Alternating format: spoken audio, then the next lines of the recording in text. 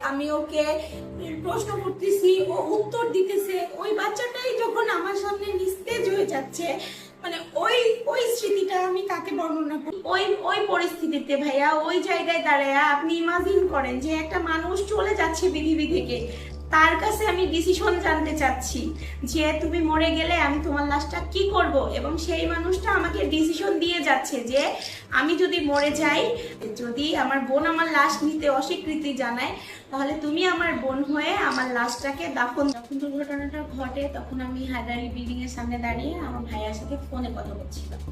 তো আমার ওই ভাইয়াটা হচ্ছে নৌবাহিনীতে আছে।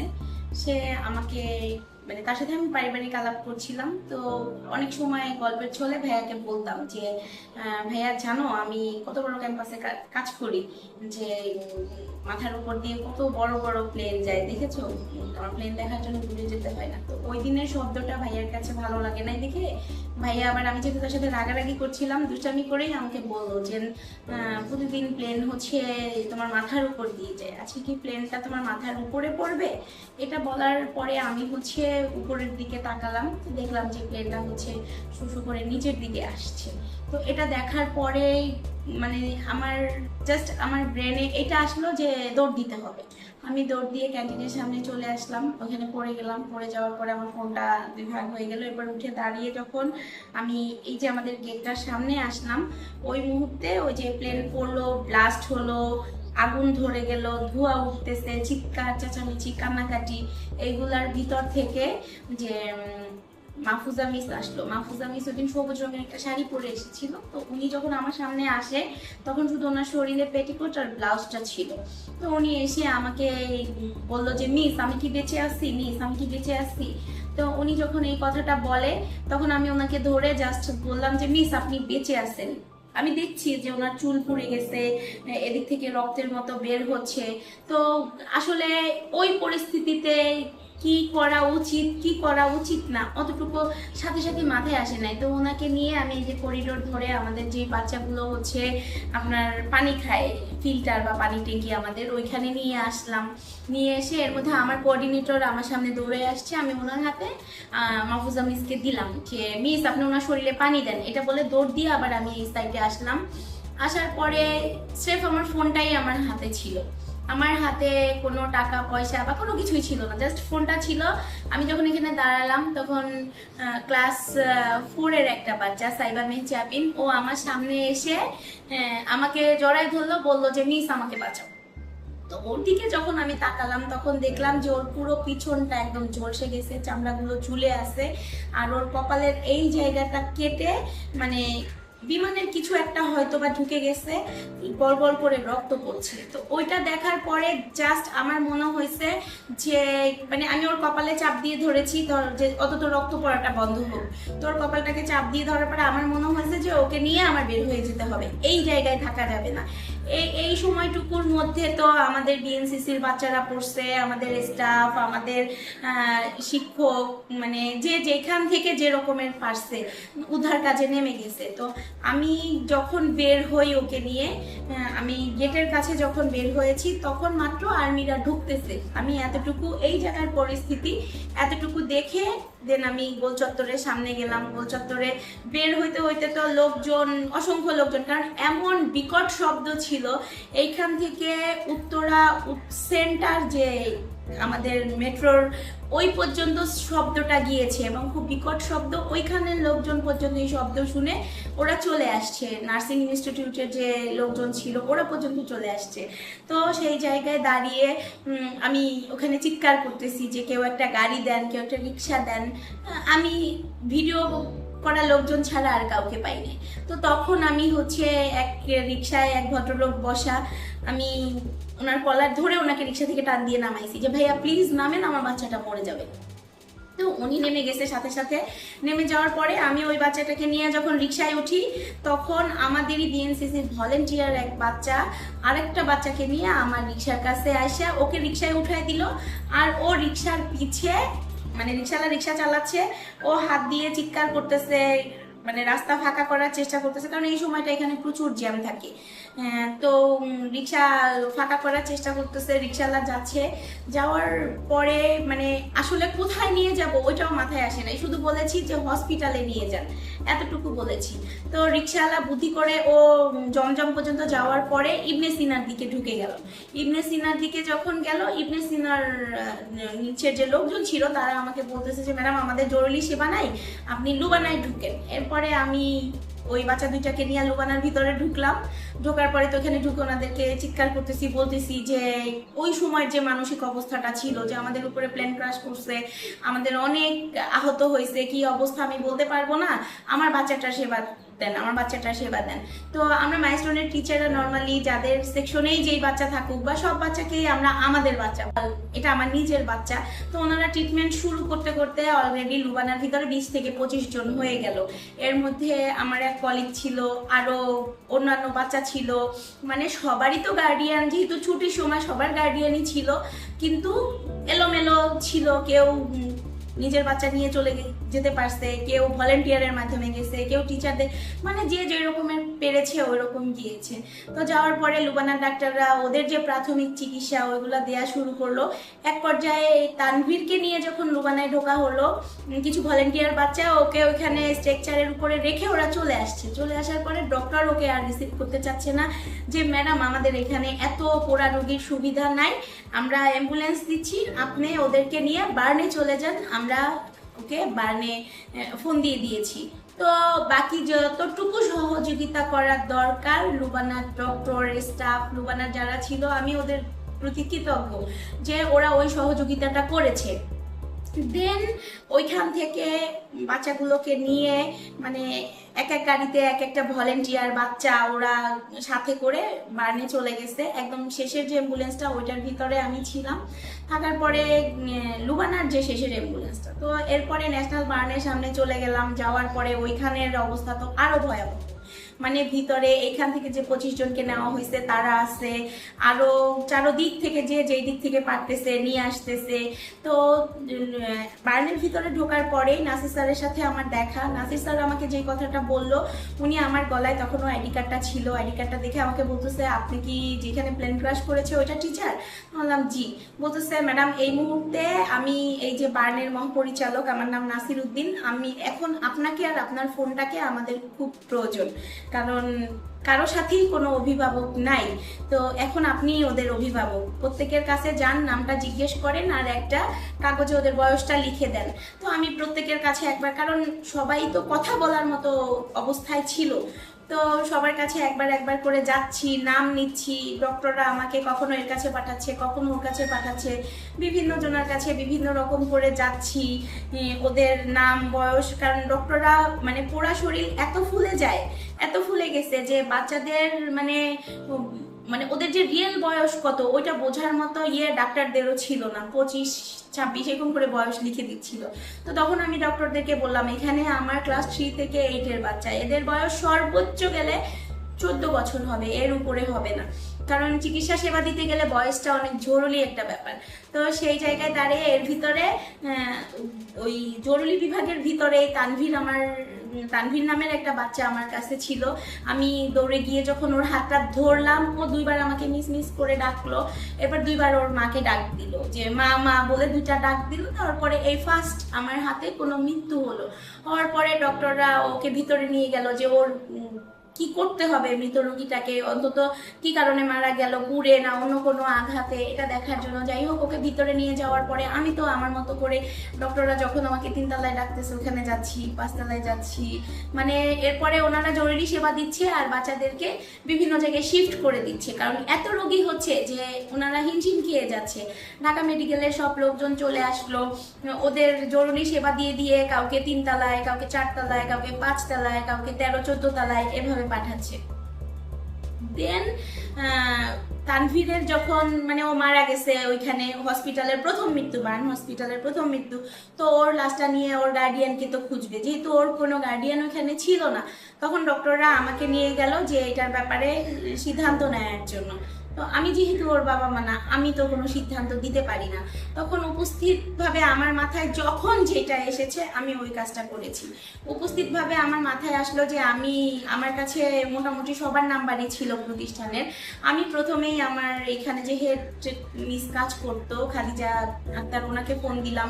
তো ওনারাও তো এই জায়গায় অনেক ঝামেলার মধ্যে ছিল, উনি ফোন রিসিভ করতে পারেনি। এরপরে আমাদের প্রিন্সিপাল স্যারকে ফোন দিলাম, উনিও ফোন রিসিভ করতে পারেনি। দেন আমাদের যে রিফাত নবী আলম ম্যাডাম ছিল, ওনাকে ফোন দিলাম। উনি জাস্ট আমাকে একটা কথাই বললো যে ম্যাডাম, আমি তো ওইখানের পরিস্থিতি বুঝবো না কি চলতেছে, আপনাকে এতটুকু পাওয়ার দেওয়া হলো, আপনার মাথায় যা আসে সঠিক মনে হয় আপনি ওই সিদ্ধান্ত নেন, আমি এটার আপনার কোনো নেই। তো যেহেতু আমি একটা পেলাম, ওইখানের ইনফরমেশনগুলোও আমাকে দিতে হবে, তো আর মাইস্টোনের অন্য কেউই ওইখানে ছিল না। এরপরে সমানে গার্ডিয়ানরা আমাকে ফোন দিচ্ছেন, ওনাদের বাচ্চা খুঁজতেছে, যার বাচ্চা আমার কাছে আসে তাকে বলতেছি যে হ্যাঁ ওরা এখানে বার্নে আসে, চলে আসেন, ওনারা চলে যাচ্ছে। তো মোটামুটি সবার বাচ্চাকে আমি মোটামুটি সবার হাতে তাদের বাচ্চাকে বুঝিয়ে দেওয়ার পরে ডক্টররা আমাকে আইসিইউতে পাঠিয়ে দিল যে ম্যাডাম আইসিইউতে চলে যান, ওইখানে কয়েকজন আছে যাদের কোনো গার্ডিয়ান নেই, ওদের পাশে আপনাকে থাকতে হবে। তো আইসিইউর ভিতরে ওরা আমাকে অ্যালাউ করলো, আমি আইসিইউর ভিতরে ঢুকলাম। তো ঢোকার পরেই গিয়ে দেখলাম যে আমাদের মাহরিন মিস চিনি, সকালবেলাও ওনার সাথে আমার দেখা। এই যে করিডোরটা, আমার বাসা ওই দিক থেকে, আমি এখান থেকে সাইন করতে যাব, আর মিস সাইন করে হেঁটে যাচ্ছে হায়দার আলীতে ঢুকবে। আমি সালাম দিলাম, উনি একটা হাসি দিল। সকালবেলা ওনার সাথে আমার এই দেখা। এরপরে ওইখানে আইসিইউর ভিতরে ওনার যে মানে পুরা চেহারা, ভাইয়া ওইটা আমি আসলে ভাষায় বর্ণনা করা যায় কিনা আমি জানি না। মানে পুরা মানুষের যে রূপগুলো আমি আইসিইউর ভিতরে দেখেছি, তাদের সাথে শেষ যে কথাগুলো বলেছি, এগুলো আসলে কতটুকু ওইভাবে মানে বলা যায় আমি ঠিক বলতে পারছি না ওই রকমের করে। তো আমি মিসের কাছে গেলাম, ওনাকে আমি দুইবার মিস মিস বলে ডাক দিলাম, উনি দুইবারই আমাকে সাড়া দিল। তো যেহেতু ওই যে আর একটা বাচ্চার মানে ওনার সাথে কথাও, উনি শুধু হু হু দুইটা সাউন্ড করতে পারছে, এর বাইরে আমার সাথে আর কোনো মানে আমি যে তার সাথে আর কথা বলবো। ডক্টর আমাকে বললো যে ওই কোচিং মারমা আমাদের যে ছেলেটা, ওর কাছে যাও। আমি গেলাম, ওকেও গিয়ে ডাকলাম, ও আমাকে কোনো সাড়া দিতে পারলো না। মানে ওদের মনে হলো যে আমি মনে হয় একদম যে শেষ সময়টা, ওদের যে রুহটা বের হয়ে যাচ্ছে, ওই সময়টাই হয়তোবা আমি ওদেরকে ডেকেছি, যে কারণে হয়তোবা ওরা আমাকে কোনো সাড়া দিতে পারে নাই, কিছু বলেও যেতে পারে নাই।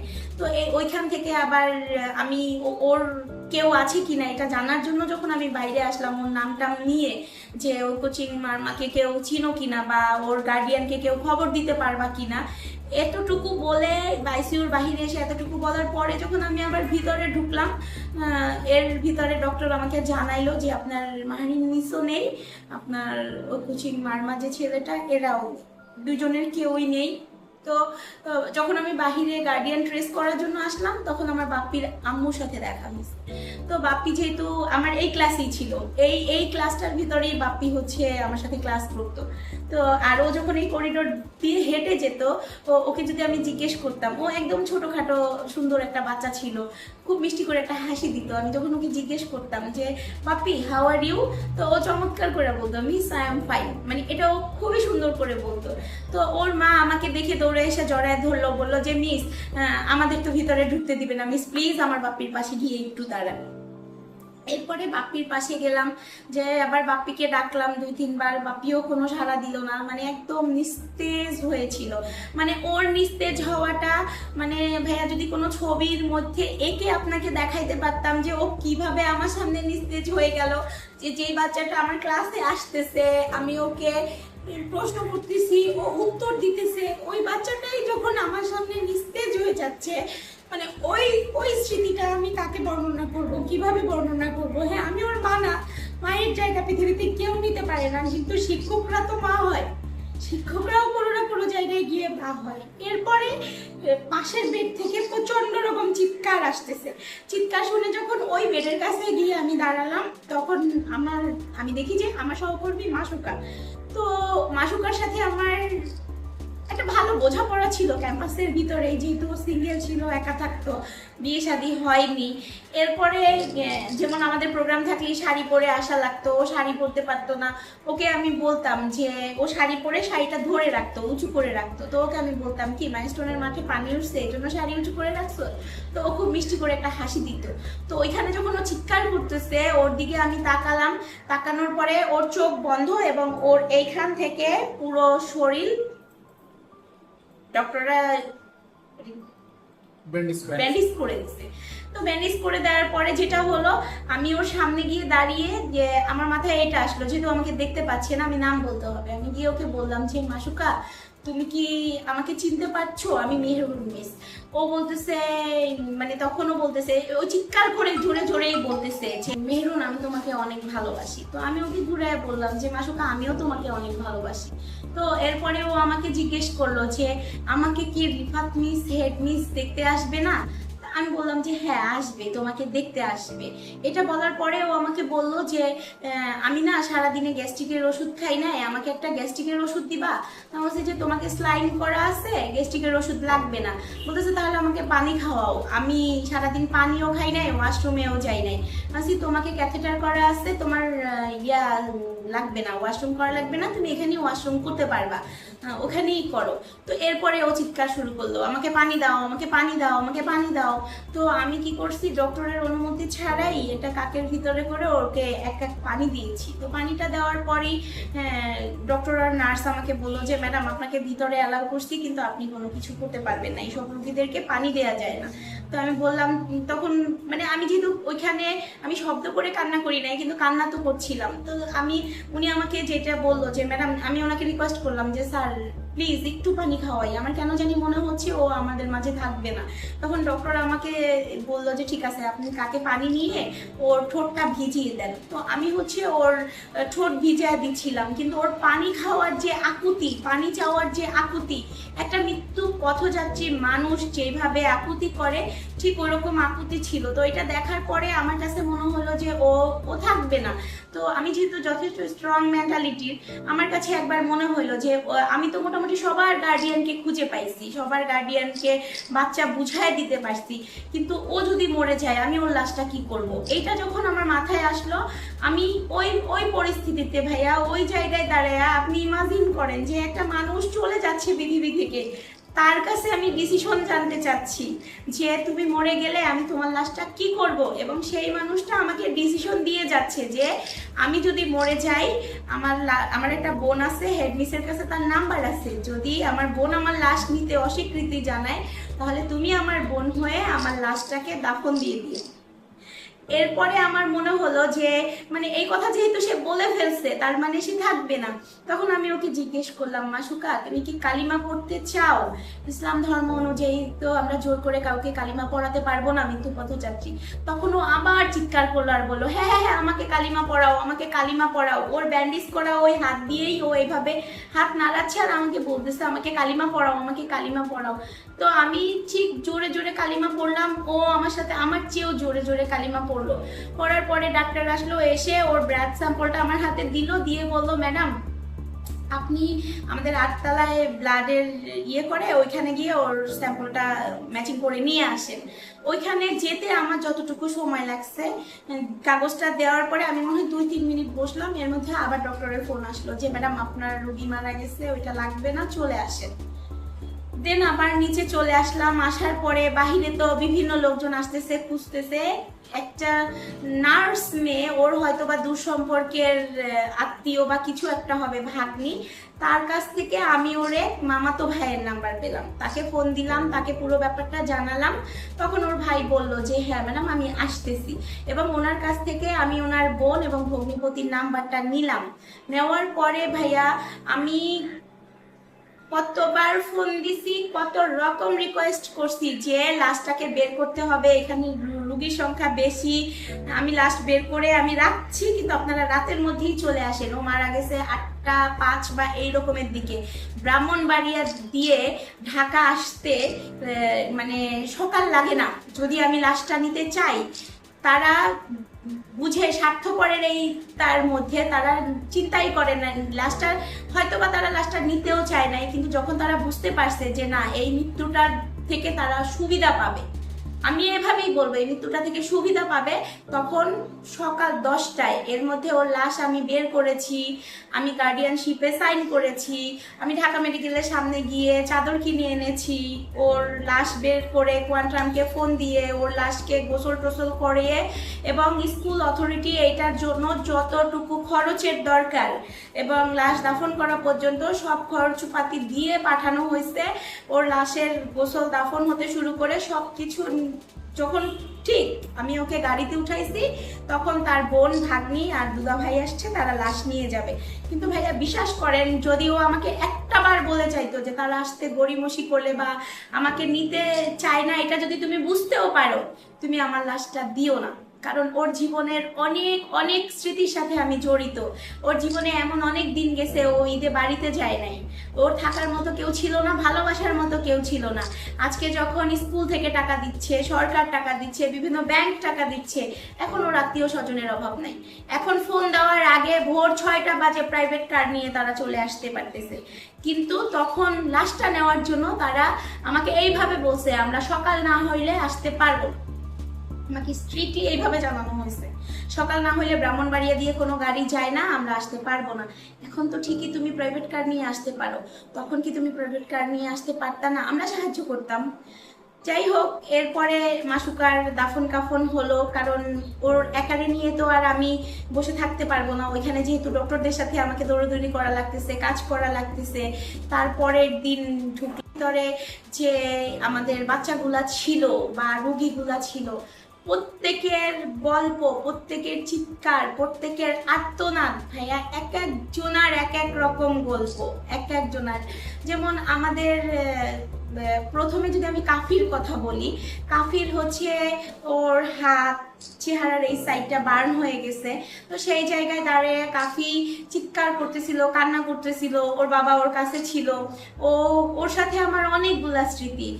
আমি যদি নুসরাতের কথা বলি, মুনতাহার কথা বলি, আমি হচ্ছে সামিয়ার কথা বলি, সায়রা, সাইবা, মানে মেয়েগুলার কথাই যদি আপনাকে বলি, এতগুলো ঘটনা বলে আমি আপনাকে আধা ঘন্টা 1 ঘন্টায়ও শেষ করতে পারবো না।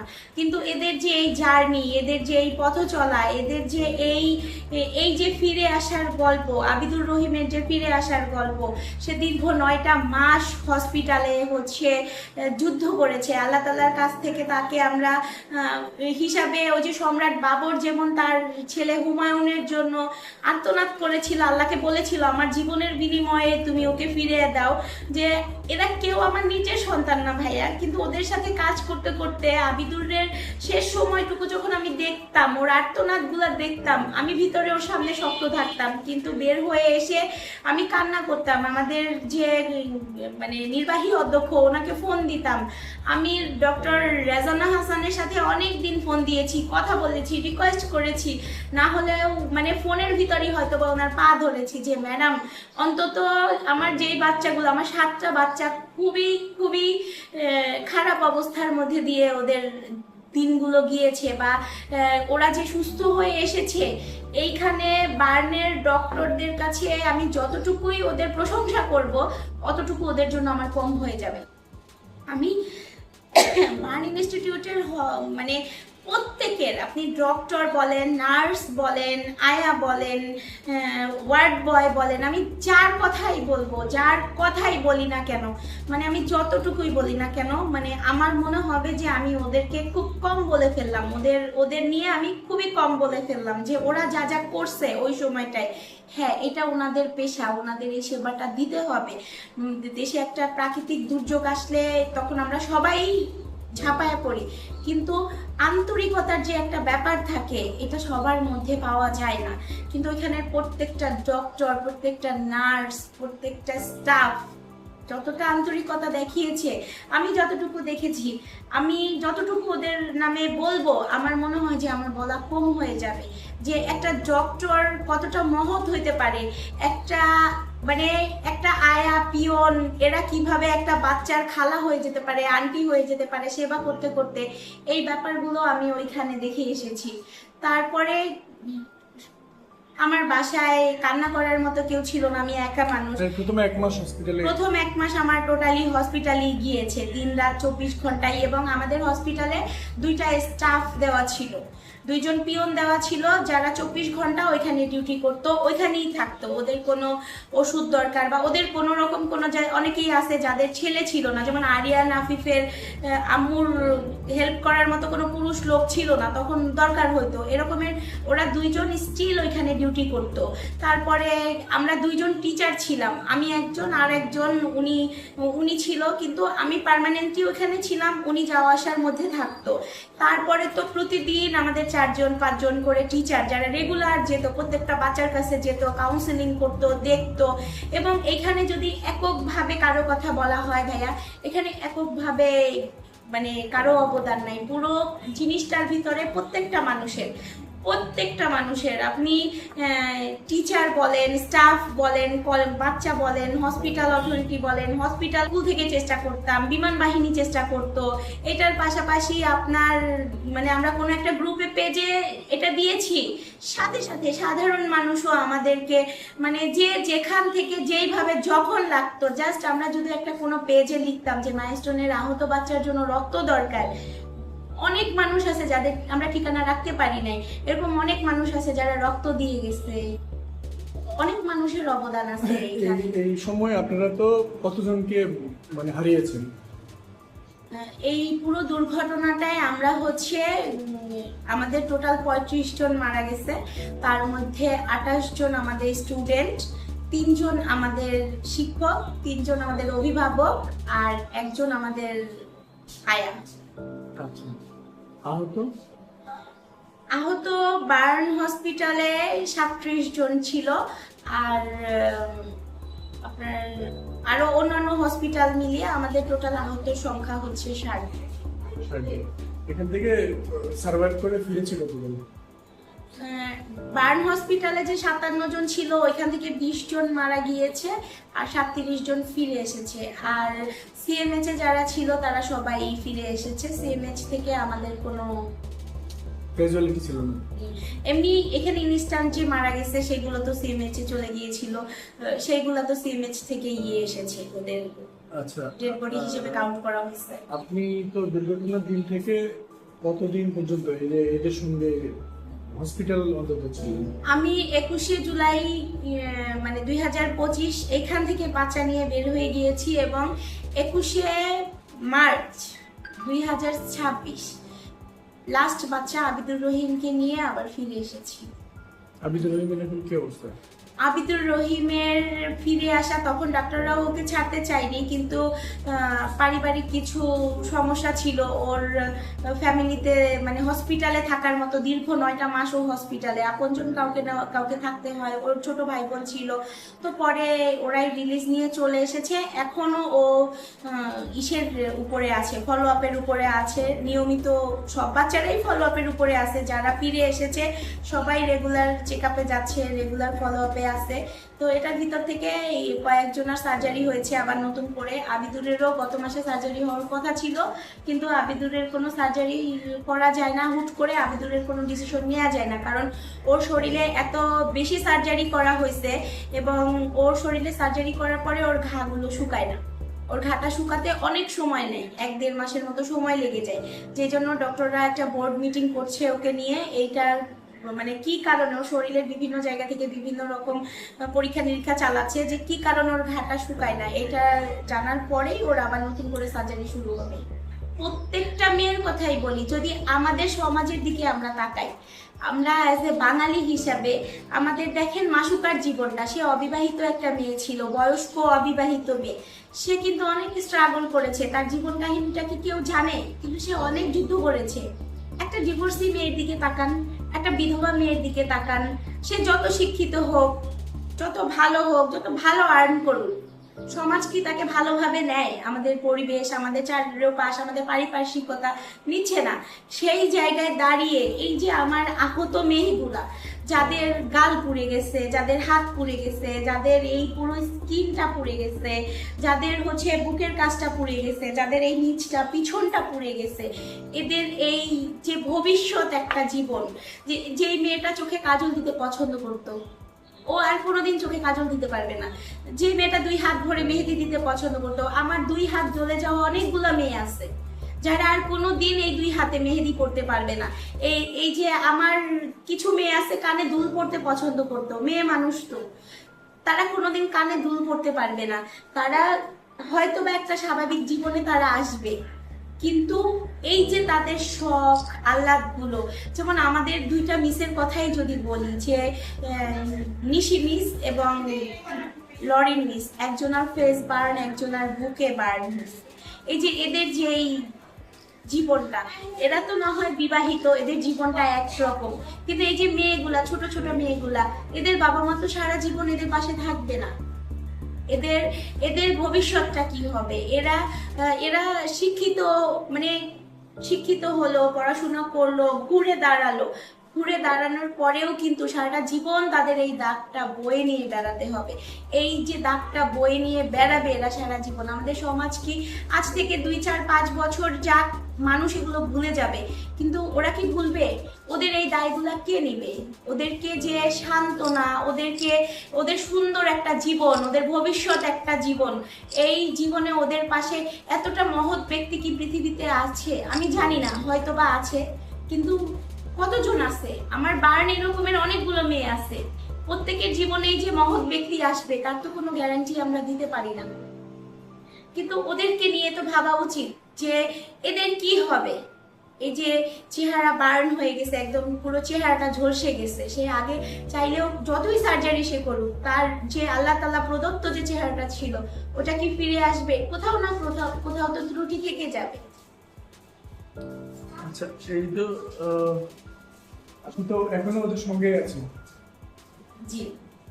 এখন কিভাবে এখন ওদের সঙ্গে আমার যে ব্যাপারটা হয় সেটা হচ্ছে মানে যেহেতু অনেক বড় একটা সময় আমি ওদের সাথে কাটিয়ে এসেছি, বা ওদের কোনো রকম কোনো সাহায্য সহযোগিতার যদি প্রয়োজন হয় আমাদের, যেমন ওদের জন্য আমাদের একটা, যতদিন হচ্ছে বিমান বাহিনী আমাদের এখানে কাউন্সিলিং সেবাটা রেখেছে, তখন তো ওরা এখানে এসেছে। বিমান বাহিনী চলে যাওয়ার পরে আমরা একটা ওদের কাউন্সিলিং এর ব্যবস্থা করে দিছি, গাড়ির ব্যবস্থা ছিল। তো যেহেতু সবার ফলো আপ একই দিনে হয় না, এক একজনের এক এক রকম, তো তখন হচ্ছে মানে ওদের একটা মানে সম্মানী দেয়া হয় যাতে ওরা যাতায়াত করতে পারে। তো ওইটার জন্য যদি কেউ যোগাযোগ করে কোথা থেকে কিভাবে কি নিতে হবে, কাউন্সিলিং এর ওই ঠিকানাটা, বা অনেকের সাথে খুবই আন্তরিক সম্পর্ক, একদম পারিবারিকভাবে সম্পর্ক হয়ে গেছে, যদি খুব কান্নাকাটি করে বা ডেসপারেট হয়ে যায়, তখন গার্ডিয়ান ফোন দেয় যে ম্যাডাম একটু বাসায় আসেন, ওকে বোঝান। তো কাউন্সিলিং হিসেবে তখন আমি ওদের বাসায় যাই, ওদের সাথে কথা বলি, কাউন্সিলিং করি। হসপিটালে ভর্তি হইলে পরে যদি আবার ওখানে থাকা লাগে, গিয়ে কথা বলা লাগে, সে মানে অ্যাজ এ কাউন্সিলর হিসাবে ওদের সাথে আমার তখন কথা বলা লাগে। মানে যোগাযোগটা এখনো আছে? হ্যাঁ, যোগাযোগটা এখনো মোটামুটি সবার সাথে না থাকলেও, যেমন সবার সাথে হয়তো বা ওরা যারা সবাই তো আবার আমাদের কাছে ফিরে এসেছে ক্যাম্পাসে, তো হয়তো ওরা নিয়মিত নাই কিন্তু ফিরে এসেছে। সেখান থেকে ওদের যে ফর্ম টিচার আছে, ওদের কোঅর্ডিনেটর আছে, ওনারা যোগাযোগ করে, ফর্ম টিচাররা যোগাযোগ করে, টিচাররা যোগাযোগ করে, সাবজেক্ট টিচাররা যোগাযোগ করে। এর বাহিরে যেহেতু আমাদের এখানে আলাদা আলাদা তো পড়ানোর ভাগ, ওরা হয়তো বাবা সামনের বছর আমাদের এই পাশে চলে আসবে, তো এখন ওরা 5-এ আছে, তো সব সময় হয়তো ওদের সাথে দেখা হয় না। তো কারো যদি বাসায় বা হঠাৎ আমাকে দেখতে ইচ্ছে করে, এখানে চলে আসে, আমার কাছে চলে আসে, এসে অনুযোগ করে এখন আর যাও না, ফোন করো না, তো ওদের সাথে আর কি এই কাউন্সিলিং গুলো আমাকে দিতে হয়। জানি যে ও আস্তে আস্তে রিকভার করতেছে, তো তাসনিয়ার কাছে গিয়ে ওর আগে আমি যেটা করতাম যে ওখানে যেহেতু অনেক সেফটি মেনটেন করে আমাদেরকে ঢুকতে হতো, যে কোনো জীবাণু না যায়, কোনো ক্ষতি আমার কারণে এই ক্ষতিগ্রস্ত বাচ্চারা আবার ক্ষতি না হয়, তো আমি দরজায় দাঁড়িয়ে আগে উকি দিতাম। আগে ছেলে বাচ্চাদেরকে বাবা বলে আর মেয়ে বাচ্চাদেরকে মা বলে ডাক দিতাম। তো আমি যখন জিজ্ঞেস করলাম, তাসনিয়া মা আমি কি ভিতরে আসবো? হ্যাঁ মিস তুমি আসো। ও কিন্তু ইংলিশ ভার্সনের বাচ্চা ছিল, ওর সাথে কিন্তু আমার আগে পরে কোনোদিন কোনো কথা হয় নাই, আমি কোনোদিন ওর ক্লাস নেই নাই। জাস্ট ও হসপিটালে থাকাকালীন সময়ই ওর কাছে আমি যেতাম, ওর টিচারদেরকে ভিডিও কলে দেখাতাম, কথা বলাতাম, ওর যে বান্ধবীগুলো মারা গেছে গেছে। ওর প্রিয় বান্ধবী ছিল মায়া, মায়া তো একদম ওই দিনই মারা গেছে 21শে জুলাই। ওর ওর খবর জিজ্ঞেস করতো, জানতে চাইতো। তো আমরা তো আসলে এই ব্যাপারগুলো সবাইকে জানাতে পারতাম না যে ওরা মারা গেছে, ওরা নাই। তো আমি যখন উকি দিলাম, বললো মিস ভিতরে এসে বসো। আমি ভিতরে গিয়ে বসলাম, ওর সাথে অনেকক্ষণ কথা বললাম। কথা বলে টলে যখন আমি বললাম যে তাসনিয়া বাবা আমাকে তো আরো সবার কাছে যেতে হবে, আমার সময় লাগবে, আমি চলে যাই, তুমি থাকো, তখন ও আমাকে বললো যে মিস আজকে আমার কাছে থেকে যাও না। ভাইয়া ওর এই বলাটা যদি মানে কি বলবো, ও এত মানে আকুতি নিয়ে আমাকে বললো যে মিস আজকে আমার কাছে থেকে যাও না। তো যখন আমাকে বললো যে আজকে আমার কাছে থেকে যাও না, আমি তখন ওকে আমি যদি ভাইয়া একটা বার বুঝতাম যে ওর অল্প একটু সময়ও আমাদের মাঝে আছে, আমি না ভাইয়া থেকে যেতাম। আমার যত কষ্ট হোক আমি থেকে যেতাম। আমি ওকে বললাম যে মা আমি তো স্কুল থেকে আসছি, আমি কাপড় চোপড় নিয়ে আসি নাই, আমি কালকে খুব ভোরে চলে আসবো, সারাদিন তোমার কাছে থাকবো, শুক্র শনি 2 দিন ছুটি, আমি এই 2 দিন তোমার কাছেই থাকবো, তোমাকে গল্প শোনাবো। ও খুব গল্প শুনতে চাইতো, ওর সাথে কথা বলুক কেউ, এটা চাইতো। তো আমি তোমাকে এটা শোনাবো, তুমি আজকে মিস চাই। মানে ও এমন করুণ দৃষ্টিতে আমার দিকে তাকায় ছিল, ও চাচ্ছিলই না যে আমি চলে আসি। কিন্তু ভাইয়া ও হয়তো বুঝতে পেরেছে, আমি বুঝতে পারি নাই। আমি চলে আসলাম, যে ওদের সব বাচ্চাদেরকে দেখে দেখে আমি যখন বাসায় এসে জাস্ট গোসল করলাম, তখন আবার আমার কাছে ফোন গেল যে তাসনিয়াকে আইসিইউতে নেওয়া হয়েছে। আবার সেই রাত্র 8টার দিকে আমি চলে গেলাম হসপিটালে। চলে যাওয়ার পরে আইসিইউর ভিতরে ঢুকলাম, ওকে দেখতেছি। শুরুর দিন যেভাবে আমাকে অ্যালাউ করেছে ওই রকম তো আর আমাকে অ্যালাউ করবে না, তারপরে ডক্টর অ্যালাউ করতো, যথেষ্ট অ্যালাউ করতো। তো ঢুকলাম, কথা বললাম। এরপরে ওর মা ভিতরে ঢুকলো, কথা বললো। ও ফজরের পরে 5টার পরে ও মারা গেল, আমাদেরকে ছেড়ে চলে গেল।